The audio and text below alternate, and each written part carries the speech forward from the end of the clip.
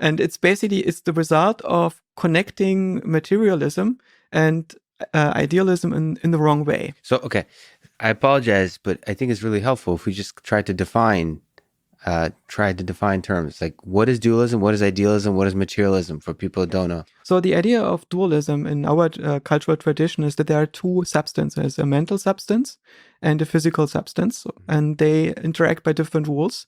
And the physical world is basically causally closed and is built on a low-level causal structure. So they're basically a bottom level that is causally closed, that's entirely mechanical. Yes. And mechanical in the widest sense. So it's computational. There's basically a physical world in which information flows around, and physics describes the laws of how information flows around in this world. Would you compare it to like a computer where you have a hardware and software? A computer is a generalization of information flowing around. Basically, what Turing discovered, that there is a universal principle. You can define this universal machine that is able to perform all the computations.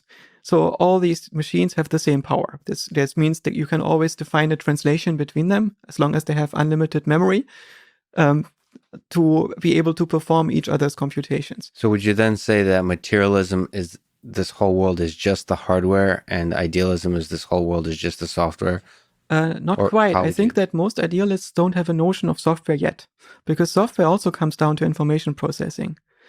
Right, so what you notice is the only thing that is real to you and me is this experiential world in which things matter, in which things have taste, in which things have color, phenomenal content, and so on. Oh, and you realize are bringing up consciousness, okay? And this is distinct from the physical world, in which things have values only in an abstract sense, and you only look at cold patterns moving around. So how does anything feel like something?